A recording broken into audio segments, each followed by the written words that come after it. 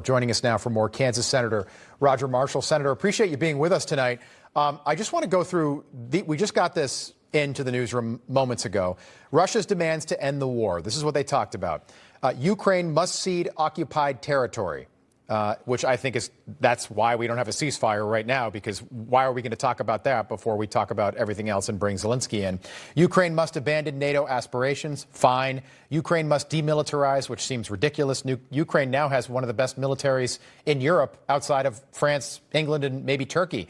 And then resolution must address root causes, which we'll get into. Ukraine's demands to end the war, which I thought were very generous. Durable ceasefire before we talk territory. Security guarantees from NATO. So fine, we're not going to join NATO, but you got to protect us if Putin does this again.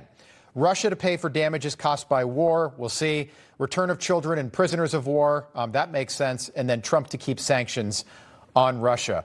Senator, what was your reaction to that? Well, Rob, I'm afraid we're still a little far apart. I think what I saw is President Trump said we wanted a ceasefire. That was not achieved here, so therefore the economic conference did not happen. No ceasefire, no economic talks. My hero, President Eisenhower, talked about peace through strength, but what we're seeing President Trump here do is use tariffs and trade and economics and energy to leverage a peace deal, like he's done in other countries as well. So I think it's time, I hate to say this, but we need to hope for the best, assume the worst. I think that you're going to see President double up on these secondary sanctions. I think these demands from Russia are pretty far apart. That doesn't mean there's no hope. If anyone can pull a rabbit out of the hat, it'll be President Trump. I don't want to get ahead of him, but this was probably not the meeting that we were hoped that would happen. Here's what Donald Trump said during that press conference. He basically said it was a good meeting, but we're not there yet. Take a look. We had an extremely productive meeting, and many points were agreed to. There are just a very few that are left. Some are not that significant. One is probably the most significant, but we have a very good chance of getting there. We didn't get there, but we have a very good chance of getting there. Senator, I just want to get you're a physician, you're a doctor, you're also a United States Senator. We haven't seen Vladimir Putin with our own eyes and our own cameras in a long time. He's 72 years old. To me, he looked fine. But he also looked very small, and I don't just mean physically. Donald Trump towered over him. It was like Rocky IV right here on the red carpet. But I thought it was interesting. This is something that Vladimir Putin wants. He thinks he's Catherine the Great or Stalin, and that he's going to go down in history as one of the great Russian leaders who added territory to the motherland and all that. What really is just BS at this point. He's delusional. And right now we're fighting for 4 tiny little territories in the eastern Donbass region. But when he says his demands, when he says to end the war, there must be a resolution to address root causes. This little man, this thug Vladimir Putin, what he's referring to, I think, is that when the war ends, when they reach a ceasefire, something's got to be written there to acknowledge that Ukraine was once part of the old Soviet Union, which to me is just asinine.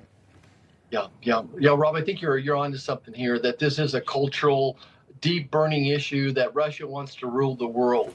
Remember, Russia's economy is the size of Italy's economy. And the problem here is that Europe has let Russia push them around since World War II. Look, this is Joe Biden's war. This is Europe's war. Look, America's willing to help, but Europe needs to take the bull by the horns here and tell Mr. Putin to go fly a kite. This guy is a bloodthirsty war criminal. There is blood on his hands right now. Yeah. Let's wait and see what Mr. Putin does here over the next 72 hours. But meanwhile, we need to get ready to unlaunch these sanctions. I know President Trump's body language pretty well. He said he was going to be unhappy if we didn't get a ceasefire. There was no ceasefire announced. Now, he gave Russia a little bit of wiggle room, but I bet on that way back, he is like tripling these secondary sanctions on Brazil, on India, on China as well. I think he's ready to really double down and put some pressure on Mr. Putin, because Putin is not capitulating at all. I know I want to stay optimistic, but I don't think we made much progress today. Okay, Senator, just quickly, it's my understanding that if Donald Trump calls Majority Leader Thune and says it's sanction time, That's what happens next. The U.S. Senate will then move forward with that. I think that's very reasonable, that we need to tweak a little bit what's in that bill. I don't want an unconditional security guarantee for Ukraine. I didn't sign up for that. This is Europe's war. This is Joe Biden's war. Willing to do our part, but we need to tweak the sanction bill that's on the floor right now for discussion. All right, Senator Roger Marshall, we covered a lot of ground. Thanks so much for being with us tonight. We appreciate it. Good to see you. Have a good weekend.